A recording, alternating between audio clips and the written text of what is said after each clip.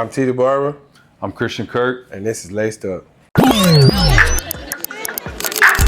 babies to drop me a heel. I'm underrated and popping my shit. I came up off CDs. I bought my niggas can't see me. I'm raw as it gets. I was a barber before already, right? I was in Florida doing my thing, and I just hit a ceiling, and it was like, man, if I stay here, it's not gonna get no better for me. Yeah. I'm maxed out. Yeah. You know, it was like I'm like year 10 as a barber. Like I don't know what else can I do. So at that time I was doing YouTube super heavy, and I had met one of my good friends now. His name, my boy Dave, and we just started chopping it up. He was like, man, come out here to the Bay. And my dad used to live out here. Okay. So, and I got an uncle who lived in Santa Clara. So basically I just pulled up, came out here, checked the scene, and I liked it. And I was like, man, let's go. You want to keep curve or no curve? Let me show you. Could you kind of go high? Yeah. But do you line it still or no? No. All right, for sure. Yeah. Take that out.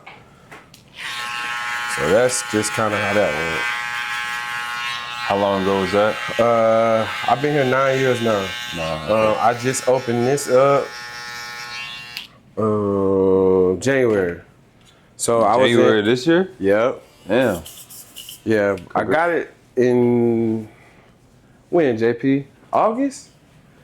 Last year? Yeah. I got this space and then I gutted it completely. Yeah. And just started working on it, so. It's nice, bro. Congrats. Appreciate that. Yeah, it's dope. So, this your first day here? Yeah. I came when I signed in free agency. I came out here for like a couple hours to do all the, Yeah, all logistics stuff. Yeah, all the medicals and sign the contract, and I was out of here. But yeah, bro, it's first day. First day in the Bay. Came to see T the Barber, man. I love that. Bay. How you feel about, new city, new people, new staff, new coaches? Like, I know that it's a part of the journey, right? Yeah. But do you feel like and I've been to Jacksonville before several times, and I just don't like Jacksonville as a city. And I'm from Florida. Like, it's not as welcoming as the Bay. It's not like a homey feeling like that. Yeah. Like, I know it's your first day here, but you kind of catch a vibe, or like you're here and you kind of like, you liking it so far? Or? Yeah, bro. I mean, I'm from Arizona, born and raised. So you're a West Coast guy. So I'm a West Coast guy. Yeah. Like, to get away from the heat in the summer, we were going to LA, we were going to San Diego, we going to the Bay, for some football camps and stuff like that. So it's not like it's something that's totally new. Mm-hmm. And so, like, the type of people, the environment, the atmosphere, it feels more like home. Yeah. We're like going somewhere like Jacksonville. Like, you're on the edge, you're on the guard 24/7. Which is like, yeah, bro, you don't know the lay of the land. Yeah. Like, shit. Yeah. Listen to different music out there. Right. Just weather's different. Right. The road, like the whole nine. It's that's like the obstacle of going anywhere new. You know what I'm saying? But so the biggest hurdle always is you trying to find, like, more so what you like about the area, or just like adjusting, period, you think? I think it's just finding more so like what you like about the area. And also, I think the biggest thing too is, like, I think the people also make it. So the people you build, connections with and relationships with. So it's like finding people that you trust, one. And two, like, if you want to get out and get away, or how the season gets, it's like you're in your own bubble. So when you get downtime or off day, kick it with the family, or you kick it with people outside of work, like, there's people that can make your time in a certain place better. Right. Which I actually got in Jacksonville, surprisingly enough. Like, I really rocked with Jacksonville. It was a good time. My boy made some good relationships. So, but yeah, bro. I mean, I'm excited for what the Bay has in store. One of my good friends, and he was actually, I think he was the first person who I cut in the league. He came here for mini camp. I'm gonna tell you who he is in a second, because I know you know him. Mm-hmm. He came here for mini camp, rookie camp, but he got released and he went to Denver and he balled out. And then from Denver he went to Detroit and from Detroit. He's in Jacksonville. His name is Tim Patrick. You know him? Yeah. Yeah, but that's my guy. He's Yeah, like yeah. my day one. Yeah. And me and him been cool through always. So like every game, like he came. Like last year when they played the Niners, he came. I was on the sideline. He gave me his jersey. Yeah, that's and dope. then the same thing in Jacksonville. Like That's dope. so, like I know you. He was in your group. Yeah. Like he is a good dude for sure. Yeah. No, that's dope. Yeah. No, that's like that's an example right there of just like the relationships that you make, you Right. know, wherever you go. And it was definitely different. Like going from Arizona to Jacksonville, I knew I was gonna be in Jacksonville for a decent amount of time. Yeah. And then, you know, last year when I got traded to Houston, Yeah. that was a little bit more of an adjustment, Mhm. you know, just because everything was so brand new, and you know, you get traded, and it's different when you're not really expecting it too. Right. Okay. You know, so it's kind of like I had to hit the ground running, Mhm. and there was a lot of new. But So this go around was nice because I had my choice on where I wanted to go. okay. And you know, I obviously played against San Fran twice a year when I was in Right. Arizona, so it was really a no-brainer. Hey, It was bang really a bang, no-brainer, baby. bro. So let me back up and ask you this from this aspect of things. When you say like unexpectedly having to just pick up and move like you do to Houston, like you did in Houston, what does that do mentally, like to a player or athlete, like just having to just the whole routine just changes like that? Is that tough? Or do you just take it as part of the journey, or do you feel like, you know, mentally it can be sometimes somewhat of a mental burden on you just because of the stress that it brings? Yeah, I think it's a little bit of both, right? Like, I think in my opinion, the most stressful part is like the effect that it can have on, you know, your family, because you know you got to pick up your family. You know, you may have to sell a house. You may have to, whatever the case may be, move your kids to a different school. So, you know, obviously the stress that it puts on them, I think is a toll, and something that you have to always be cognizant of, because you know that's my foundation right there. So, I think that's the biggest thing, and one of the hardest parts was, you know, picking them up and moving them to a city they'd never been. But from like a football aspect, at the end of the day, ball is ball, right? Okay. I think there's obviously unknowns, you know, when you get traded and, Right. you know, you go to a team that you had no idea you were going to go to. But at the end of the day, when you step between the lines, like, we all know how to handle business. Right. And so I think, yeah, there's unknowns in everything, especially you get to a new spot. But fresh starts are always great too, right? It provides new opportunity. It provides new energy. Like, I think that's also very powerful too. So that's just the way I look at it. Yeah. So I gotta agree with you, because when I first moved here, I had been in the last shop that I was in for 9 years exactly.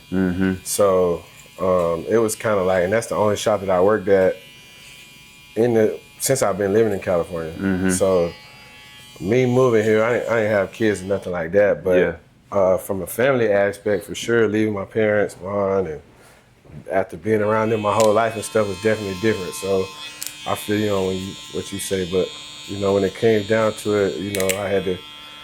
The grind was the grind. You know what I'm saying? Yeah, and you have to.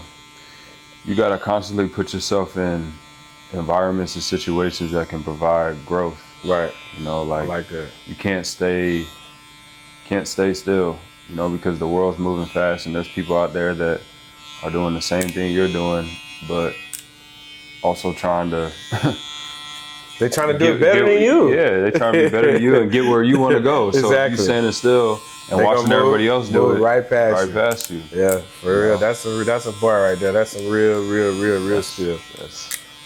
That's in everything though too, you know. Yeah. So speaking of the grind, you know, being balled in between the lines, like, you are known notoriously for how well you hold on to the ball. Let's talk about like having a skill that, you know, I would say that is very rare, that, you know, a lot of people can't do as well as you? Like, how do you work so hard towards, being able to be one of them ones like that? I mean, I think it's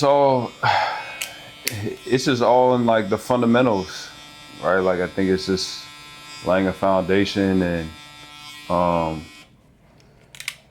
heard a quote, it was like, greatness is how consistent you can do the little things well. Like, you don't have to do it great, you have to do them well consistently. And so I always just think back to just like when I first started playing football, and like the foundation that was set, and the things that still apply even at the highest level. And it's like, how do I do little things throughout the week if I'm preparing for a game on Sunday to still reinforce, that foundation and those little, tidbits of things that have got me to where I am. I don't think you can ever lose that. Right. Because when you get to the highest level, bro, it's like, I just think it's consistency. I've been around greats, Hall of Famers, and they do the little things well, day in and day out. Growing up, playing ball there, and then coming back after you make it to the league, Right. and playing in the same state, what is that like to play for the team that you grew up watching? Yeah, sure. Dream come true. I mean, I think that, I could be wrong, but I think that's got to be every player's dream, right? Right. Because you grew up watching the games, going to the games, idolizing the players. And even for me, like, Larry Fitzgerald was my favorite player growing up. Okay. And he ended up being my teammate. So like, situations like that, it's just surreal, bro. And it's one of the things that I appreciate most about football is it's so full circle, right? And it just, I just getting that call and being drafted back home and being able to go down the street, go back to my parents' house, have all my aunts, uncles, cousins. Everybody could pull up. Everybody, and it was a blessing, but also I think it's something very delicate that you have to navigate well, because that can also come with some downside as well. When you're a rookie, first couple years trying to make it in the league, like, that's all about trying to like navigate distractions and eliminate those. And living in your hometown, like, definitely provides more distractions than going somewhere where you don't know anybody, you know what I'm saying? Or nobody really knows you either. So it had its pros and cons, but like, man, I wouldn't have had it any other way, to start my career and being able to play at home. Damn, that's a blessing. So like the people, like for example, like Larry, you said you watched him growing up and that was your guy, and then being able to walk that same locker room with him and practice with him, be in the same group as him. What was that like? Like, how long did it go on before it just finally like, okay, I'm used to it now? Like, was it one season, half a season, a couple weeks? It honestly probably took me like halfway through rookie year to where it felt like normal. You know what I'm saying? Like, this is just my teammate, my big bro. Yeah. And we got super tight. And it was me and a couple other dudes, Trent Sherfield, Chase Emmons, were a couple other names. The guys were, he probably got annoyed with us because we just followed him. Bro, we followed him around. Everything that he did, he wore, the way he warmed up, recovered. Like, we got to do the same thing. Bro, we just copy fits. Yeah. We just copy fits. Like, if it worked for him, hopefully it's going to work for you. Wow. But yeah, like, I mean, now, like, that's my big bro. Like, talk to him all the time. Anything that I need, any piece of advice, like, I go to him. And he's still there giving game. That's Always. what's up. Always. You got somebody that's like that for you? Like a mentor? Yeah, I do. In my industry, yes. In business, period, also yes. I feel like having a mentor is a major part of not not only life, but whatever your aspect of life is. You need somebody who's been there before to give you game. Yeah. You know, it's like having a great mentor is basically like a shortcut that you're not necessarily paying for. You know what I'm saying? Yep. Getting that advice, getting that game, getting to be around somebody who's walked the path that you want to walk. Yeah. You know what I'm saying? How do I go about doing this? How do I do that? And if you're trying to figure all this out on your own, it may take you twice as long to get there. Yeah. That's why I tell everybody, in whatever industry you're in, you have to find a mentor. You have to. I told him that too. I was telling JP that when he first started. Like, it don't got to be me. Yeah. But find somebody, you know, who you admire, who's walked that path that you want to walk. No, that's facts. It's a cheat sheet, bro. Cheat code. All right, so this is my last question. Bet. Seeing how good you look now compared to when you came in, man, how important is it for, you know, to look like this on a game day? Bro, I think how you do, one thing is how you do everything. Okay. I think that's the same. Like how you do everything is how you do all things. Yes. But like, bro, it's confidence, right? Like it's just how you present yourself, how somebody sees you on game day could totally switch, you know, their perception of you. You know, like if you walk in without a cut, right, like, he ain't got nothing clean on, right, they may think like, oh, he not locked in. You know, he doesn't, right, you know, he's not locked in, he's not ready to go. But like, you know, if you come show to a Monday night game, you clean cut, you got a good fit on, like, all right, he's locked in, he's ready to go. So like for me, like it's the finishing touch for me. I mean, even showing up for OTAs, training camp, whatever, like I don't know, having a cut and showing up and showing people that you ready to go. Right. It says a lot. This is my 10th season approaching with the team. It's been on staff as a barber.